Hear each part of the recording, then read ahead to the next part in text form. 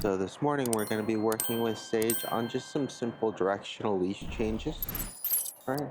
We're going to work on going up, back, left and right. Good boy. And I'm going to reward him for staying with me as I try to reach each cone. And then if he gets off track, overshoots, or goes a different direction, I want to just try to turn and start going the opposite way. Good boy. And then leash pressure. Yes, good boy.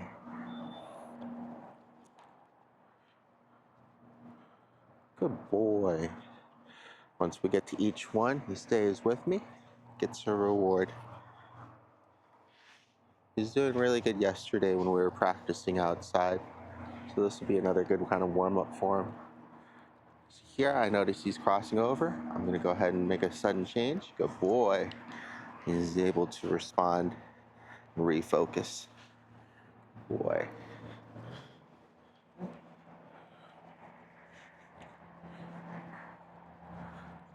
Very good. Good boy. And that's all I'm looking for, is for him to stay either close to me or stay on a loose leash. If he starts overshooting, it's really hard for him to know where I'm going and what I'm doing, like right there, right? So then I change directions. So he has to catch up. And when he's catching up, he's going to be able to see me again and what I'm doing and where I'm going. So really helping Sage here by making it as easy as possible for him to follow me on our walks. And he's going to get distracted with his nose. We want to be able to find a good balance between him being able to smell things and him also just not pulling mom towards whatever he is interested in. Boy.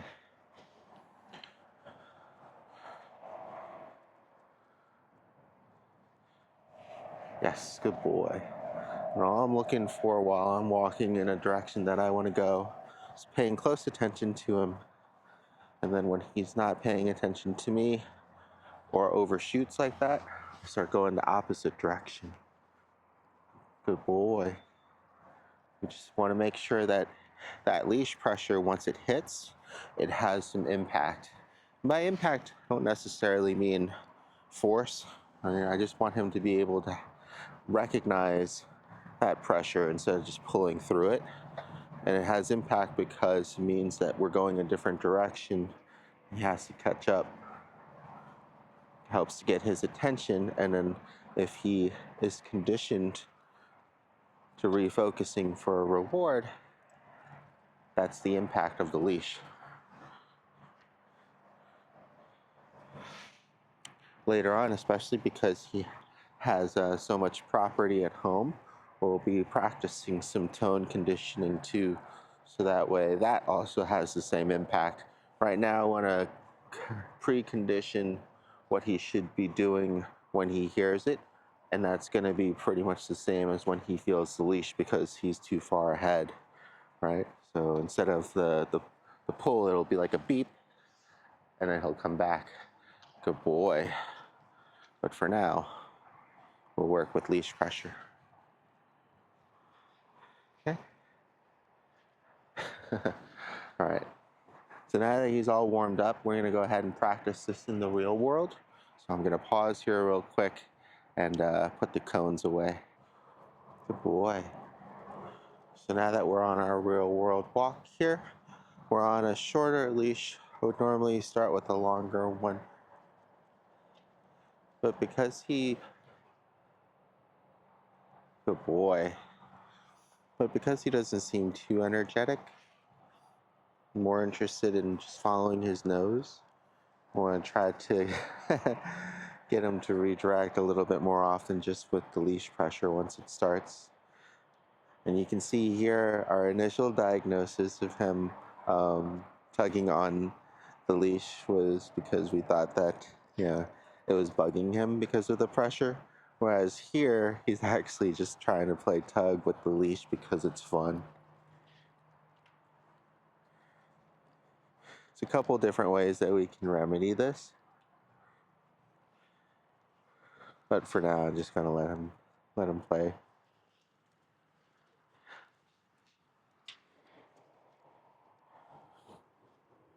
Good boy.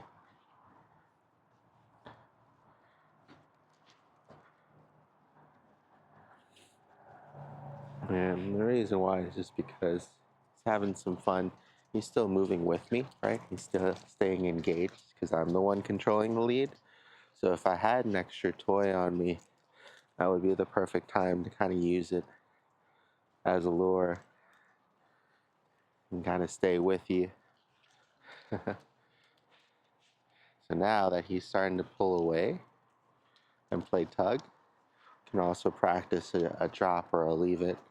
We show him that we have a treat, then we ask him to drop or leave it. He has already done that, so that time I was just letting him get rewarded for having his paws on the floor. Good boy. Good. Now we'll start the exercise again.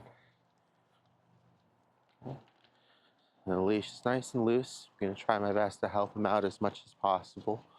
Probably be wearing faster shoes later on. But for now, in the morning warm-up, we just want to aim for some consistency. Right, so as soon as the leash pressure hits, start going the opposite way, or we can also trigger it early, right, to get him in the practice that he needs. So I'm looking for his nose to be on the ground, him to pick up momentum. Good boy. You can see his initial reaction there too was to go back towards the lead. Yes, good boy. Okay.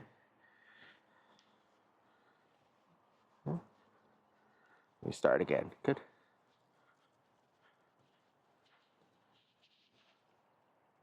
Yes. Good. And you can see that time because I used less pressure on the leash because we also had less momentum going. He didn't try to snap at the leash right away. So it's a combination of different reasons why he goes for the leash. That's why it's important when you're working with, especially a new dog, but with any dog, that you're paying close attention. You're almost constantly evaluating and reevaluating their behaviors based off of what's actually going on and not just after the initial thoughts or assessments. Again, we're going to do soft leash pressure in. Yes, good boy. Start turning, going the other way. Feed him in that heel spot. Soft leash pressure there.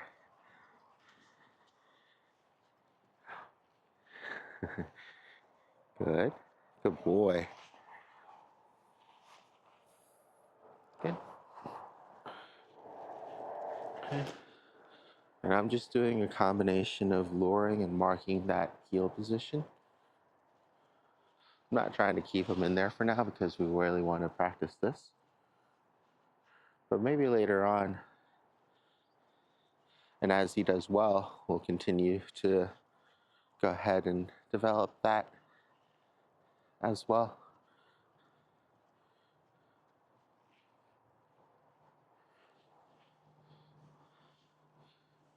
Any good behaviors you want to just always kind of continuously promote and reward while you're out working on the behaviors that you'd like changed. It's always easier to get rid of a bad habit by replacing it with a good one.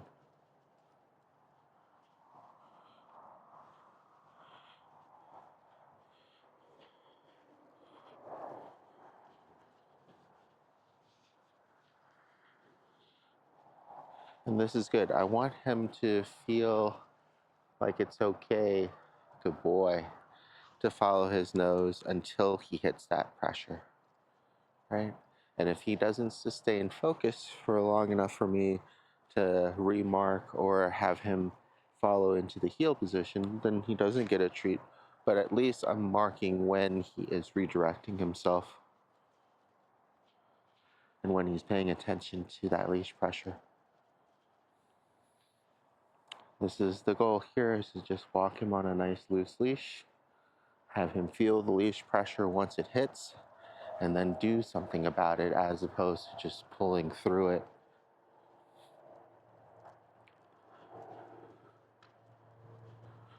I'm going to try to keep these videos short, just because we'll have 2 pups now boarding, and it can take a while to process longer videos.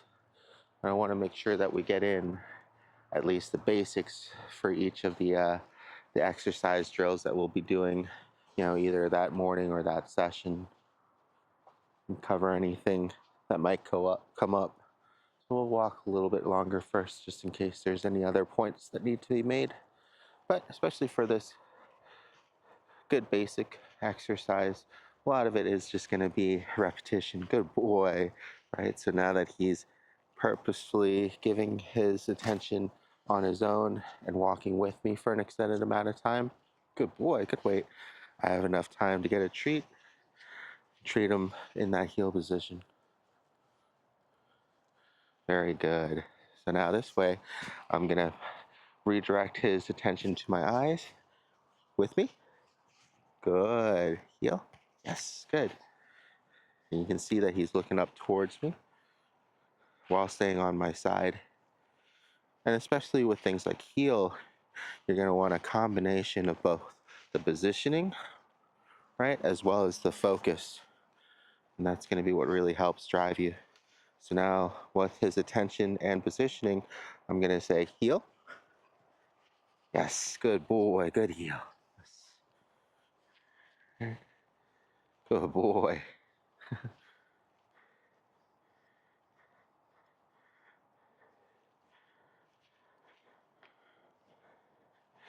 Now that he's about to drift off, heel. Good. I would have probably changed directions too, but I just wanted to stop there. Okay. Later on, we'll practice releasing from the heel. But I just appreciated the really good amount of time that he had there following me.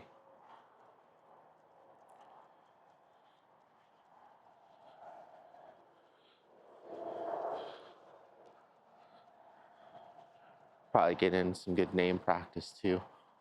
With the name practice, I'll be switching that out in between the leash pressure, right? So now that the leash is going, starting to pull through it. Yes, good boy.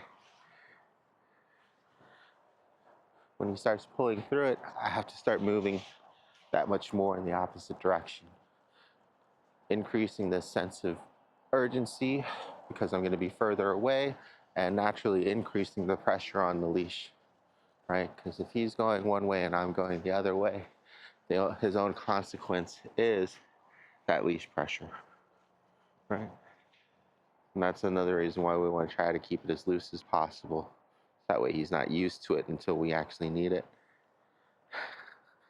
Rolling on some plastic there. Oh, good boy. But back to what we were talking about.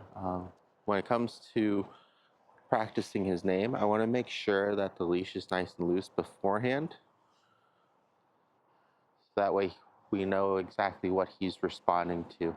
Because if I wait too long and he hits the end of the leash at the same time that I say his name, he could be going off of the leash pressure. So it's nice and loose now. Sage. Yes, good boy. Good boy. A little bit of a touch and go. Later on, what we could do is we can add, especially when he's overshooting, his name for recall, and then tie that into a heel and then into a release.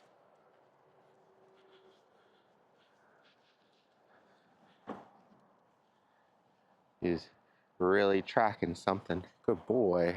Sage. Yes, good job. So we're gonna go ahead and practice these things for maybe a block or two around and give them a break.